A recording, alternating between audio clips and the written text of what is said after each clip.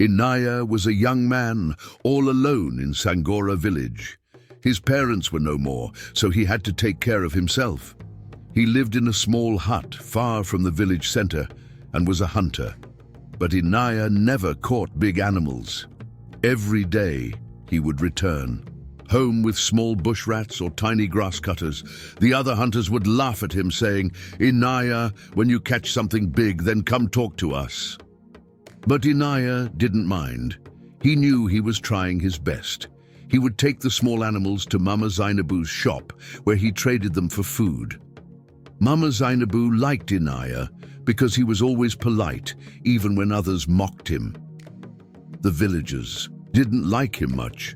They judged him for his simple clothes and quiet nature. Even his friends left him, believing he wasn't good enough. They would taunt, "Inaya, you're a failure. Look at your small catch." Still, Inaya remained kind, even when it was difficult. He didn't have much, but he kept his head high, hoping one day things would change. Even though life was tough, he never lost his good heart. He never shouted back at those who laughed at him. Instead, he focused on hunting, hoping for a big catch, one that never seemed to come. But deep down, Inaya knew he had something greater: his heart. One early morning, as the sun rose and birds sang, Inaya walked towards the forest. On his way, he saw two beautiful sisters, Adia and Zalika. They stood by the path, laughing and talking. Being the kind man he was, Inaya smiled and greeted them. "Good morning, sisters." Adia and Zalika exchanged looks and then burst into laughter. Inaya was confused but hid it well. He gathered his courage and asked, "May I speak with one of you?" He thought maybe, just maybe, one of them would give him a chance. But Adia, with a cruel smile, replied, "Even if we were dead, our bodies wouldn't accept your proposal, Inaya." Zalika added, "Look at you. With your tiny catch and your ragged clothes, what could you possibly offer anyone?" Their words stung like a sharp thorn. Inaya felt his heart sink, but he didn't respond. He simply watched as they laughed and walked away, leaving him feeling small and alone. That evening, despite the pain in his heart, Inaya went hunting again. He tried his best. By nightfall, he had caught 2 grass cutters and 2 bush rats. It wasn't much, but it was something. "Maybe I can sell these at the market," he thought, holding on to hope. So, with renewed determination, he took his catch to the village market. Though Adia and Zalika's cruel words still echoed in his mind, he reminded himself that he was more than their mockery.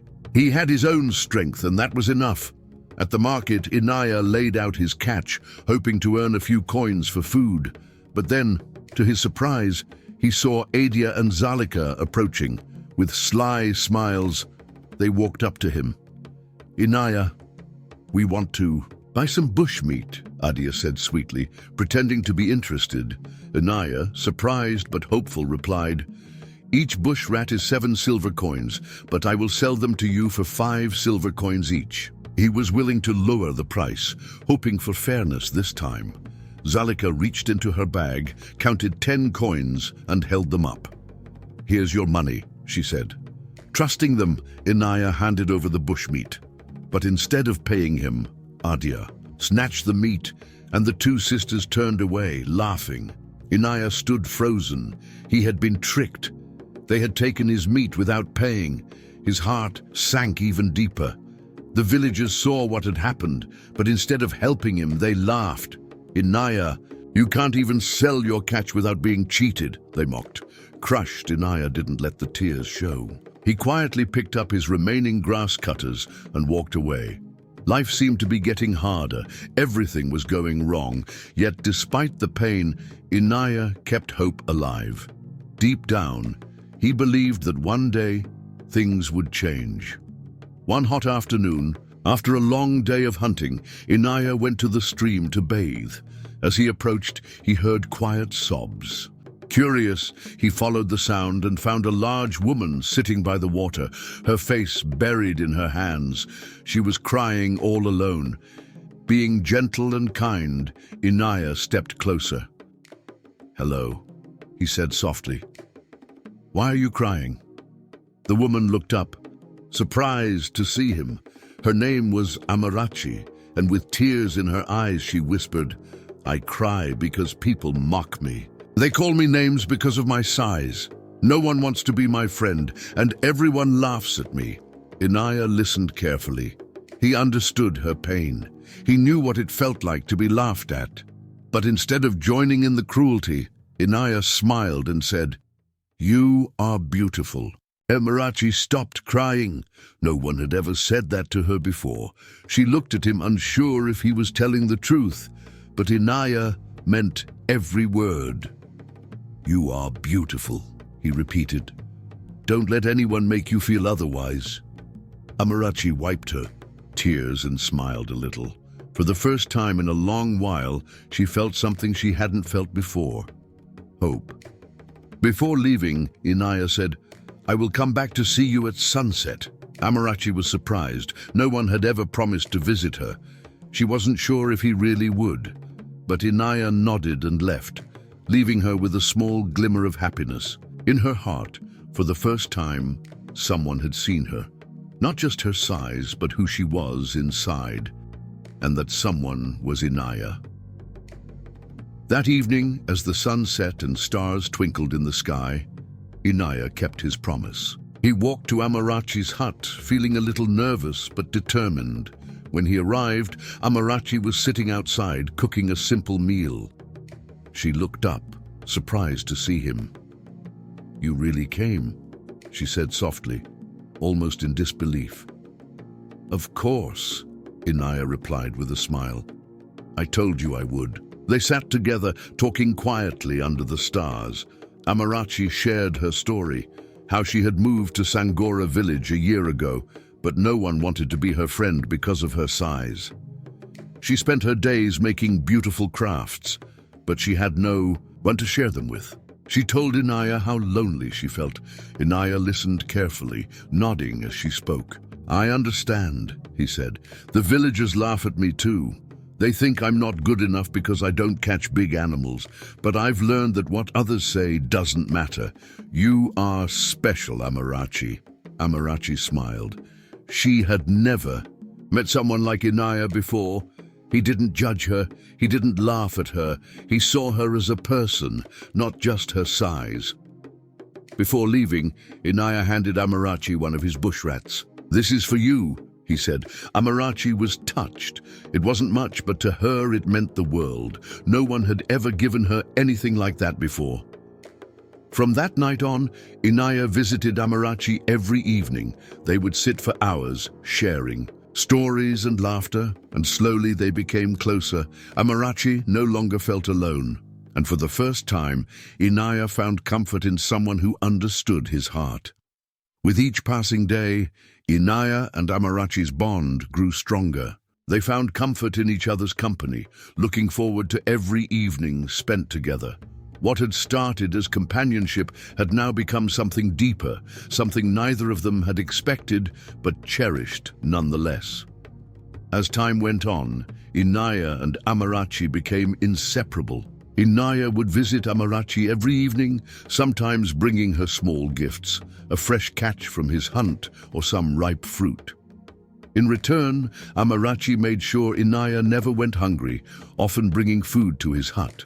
They laughed, shared stories, and for the first time in their lives felt truly understood. But the villagers noticed, and as always, they couldn't keep quiet. "Look at them," one woman scoffed. "Two outcasts clinging to each other. The poor hunter and the elephant. What? A pair. They belong together," a man sneered. "No one else would want them." The whispers spread through Sangora Village like wildfire. People pointed and laughed whenever they saw Inaya and Amarachi walking side by side. But Inaya didn't care. He had long since grown used to the villagers' cruel words. He had something they could never take away: his friendship with Amarachi. Amarachi, however, wasn't as immune to the gossip. Their taunts stung, reopening old wounds she had tried to heal. Yet when she was with Inaya, the pain seemed to fade. He made her feel valued, cherished, something she had never experienced before. She admired the way Inaya never let their words affect him, and so she tried to be strong, just like him. Together, they created their own little world, one where the villagers' cruelty could not reach them. Their bond deepened, and even though life was far from perfect, they found happiness in each other. One bright afternoon, Inaya and Amarachi decided to visit the central bazaar together. They wanted to buy a few things and enjoy some time outside. As they strolled through the village, talking and laughing, they suddenly spotted Adia and Zalika approaching. The two sisters halted in their tracks, staring at them before exchanging wicked smirks. Then, the insults began. "Look at the elephant and her tiny hunter," Adia sneered. "Amarachi, do you think you can even fit through the bazaar gate?" Zalika added with a cruel laugh. Amarachi lowered her head, trying to ignore them, but their words cut deep. Inaya's fists clenched. His heart burned with rage, but he knew he couldn't act recklessly. The village forbade men from raising a hand against women, and he couldn't risk bringing more trouble upon them. "Leave her alone," Inaya snapped, his voice trembling with fury. "She has done nothing to you." But Adia and Zalika only laughed harder. "Oh, look," Adia mocked. "The little hunter is trying to protect his big elephant." Before Inaya could react, Adia suddenly shoved Amarachi. She stumbled backward and fell into a nearby bush, scraping her arm against the rough branches. Amarachi winced, tears welling in her eyes from both the pain and the humiliation. Inaya rushed to her side, helping her up, his heart hammering with anger. His jaw tightened as he glared at the sisters. "You'll regret this," he muttered, his voice low with barely contained fury. But Adia and Zalika only smirked and walked away, satisfied with what they had done. Inaya helped Amarachi home, his chest heavy with sadness. She cried softly, not just from the pain in her arm, but from the weight of the cruel words that clung to her like a shadow. Sitting beside her, Inaya gently whispered, "They don't know you like I do. You are strong. You are beautiful. Don't let their words break you." Amarachi wiped her tears, nodding slowly, but the sting of the insults lingered, a wound deeper than the one on her arm. Still, with Inaya by her side, she felt a little stronger. Even in moments like this, their bond held firm, and in each other's presence they found solace, love, and the courage to endure. That night, under the glow of the moon, Inaya and Amarachi sat outside her hut, lost in thought. The silence between them was heavy, yet comforting. The pain of the day still fresh, but the stillness of the night offering a quiet kind of peace. After a long moment, Inaya turned to Amarachi, his heart pounding. He had thought about this for a long time, and tonight felt like the right moment. "Amarachi," he said softly, his voice steady but full of emotion, "will you marry me?" Amarachi's eyes widened in shock. She looked at Inaya, searching his face as if to confirm she had heard him right. But when she saw the sincerity in his eyes, her heart leaped. This was the moment she had dreamed of her entire life, someone who saw her for who she truly was, not for her size or what others said about her. "Yes," Amarachi whispered, his voice full of emotion. "Yes, Inaya, I will marry you." For a moment they just sat there, smiling at each other, their hearts full. But then Amarachi's smile faded slightly. She took a deep breath and said, "Inaya, I have to leave Sangora Village tomorrow morning." Inaya was confused. "Why?" he asked gently. "Where are you going?" Amarachi shook her head. "I can't tell you yet," she said, "but I promise I will return soon." Inaya looked at her, uncertain but trusting. He didn't understand why she had to go or where she was headed, but he believed in her. "I'll wait for you," he said quietly, "no matter how long it takes." Amarachi smiled again, grateful for his patience. That night they sat together a little longer, holding on to the promise of a future together, even though the path ahead seemed uncertain. Inaya knew in his heart that Amarachi would come back, and when she did, their lives would change forever. Early the next morning, just as the sun was rising, Amarachi quietly left the village. Inaya watched her go from a distance, feeling a bit lost, but trusting her promise to return. He had no idea where she was, headed or why, but he believed in her words. Days passed, then weeks. Inaya hadn't heard a single word from Amarachi. Every day he went to the central bazaar, the Zambezi riverbank, or deep into the forest, hoping to see her again. But she was nowhere to be found. The villagers noticed her absence, and as usual, they started talking. Inaya's elephant ran away, they said with cruel laughter. She probably left because he couldn't feed her. Who would want to stay with a poor hunter like him? The gossip grew louder every day, and Inaya's heart grew heavier. He missed Amarachi, but he still trusted her. Promise. Even with the villagers laughing behind his back, he held his head high and waited. What the villagers didn't know was that Amarachi had a secret. She wasn't just any woman, she was the queen of a powerful and wealthy village. She had left the Zuberi village to return to her home and prepare for her wedding with Inaya, but she hadn't told him yet. Amarachi wanted someone who loved her for who she truly was, not for her wealth or status. That's why she kept her secret. She knew Inaya saw her as Amarachi, the woman, not Amarachi, the queen, and that made her love him even more. While Inaya waited patiently, enduring the villagers' cruel words, Amarachi was preparing something special for their future. She knew that when the time was right, she would return and everything would change. One hot afternoon, as the villagers went about their daily work, the sound of the town crier's drum echoed through Sangora Village. Everyone stopped as the town crier shouted, "Hear ye, hear ye! There will be a grand wedding in 2 days. Everyone is invited. It will be the biggest celebration we have ever seen." The villagers buzzed with excitement. A wedding this grand hadn't happened in years, but Inaya paid little attention. He figured it was just another big event for some important family. He had his own worries, still thinking about Amarachi, still wondering when she would return. The day passed, and as usual, Inaya prepared his hunting gear to head into the forest. He had no plans to attend the wedding. After all, it had nothing to do with him. But just as he was about to leave, there was a knock on his door. When he opened it, he found one of the king's messengers standing there, holding a finely decorated envelope. The messenger handed it to Inaya and said, "You are invited to the wedding as an honored guest." Inaya was stunned. Why would he, a poor hunter, be invited as a special guest to such a grand event? He looked at the invitation, confused, but the messenger only smiled and walked away without explaining anything. Still puzzled, Inaya decided he would go to the wedding after all.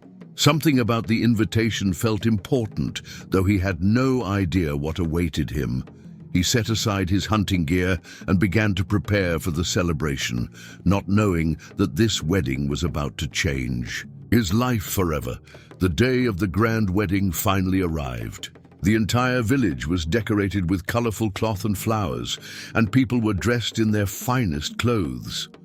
Inaya, who had been given special robes to wear, looked different from his usual self. He was dressed in fine garments and was led to sit beside the king himself. The villagers gasped in surprise. "Why is Inaya, the poor hunter, sitting with the king?" they whispered. Inaya himself was just as confused. He sat there quietly, not knowing why he was being treated like an honored guest. The drums began to play, and the villagers gathered around to witness the grand event. Everyone was eager to see who the bride and groom would be. Finally, the moment arrived. The music grew louder, and the bride stepped forward, her face covered with a beautiful veil. The crowd held their breath as she slowly walked toward the king. Then, with a graceful movement, she lifted the veil. It was Amarachi. The crowd gasped, their jaws dropping in shock. "Amarachi," they whispered, unable to believe their eyes. But this wasn't the Amarachi they knew. She was dressed in the finest clothes, wearing a crown on her head. Amarachi was no ordinary woman, she was a queen. Inaya stared at her in disbelief. His heart raced as he realized what was happening. Amarachi had planned this all along. She had left the village not just to return home, but to prepare for their wedding. She had chosen him, the poor hunter, to be her husband, and now she was revealing her true self to him and the entire village. The villagers who once mocked Amarachi and Inaya now felt ashamed. They had laughed at him for being with her, called her names, and treated them both with disrespect. But now they wished they could take back their cruel words. Amarachi was a queen, and Inaya was no longer the poor hunter they had once looked down on. As Amarachi walked toward Inaya, their eyes met, and she smiled. Inaya's heart swelled with pride and love. He realized that this was the moment he had been waiting for all along. The woman he had stood by, the one the villagers mocked, was now his queen. The village would never look at him the same way again. After the wedding, Amarachi, now the queen, stood before the villagers and spoke. "You have a great king," she said, "but many of you are not kind. You mock those who seem different or poor. It's time to change. Treat everyone with respect, no matter their size or status." The villagers hung their heads in shame, especially Adia and Zalika, who had been the cruelest to Amarachi. As punishment, they were made servants to the newlywed couple. From that day on, the village learned an important lesson about kindness and respect. Inaya and Amarachi ruled with love and fairness. Under their leadership, the people, once filled with gossip and judgment, learned to be kinder and more compassionate. Mocking and judging others based on appearance or status can lead to shame and regret. The villagers, especially Adia and Zalika, ridiculed Inaya for being poor and Amarachi for her size. But in the end, it was Inaya and Amarachi who rose above them, proving that kindness, respect, and inner strength are more important than wealth or appearance. If you enjoyed this story, please like the video, comment what you learned from the tale, and subscribe for more enchanting African stories.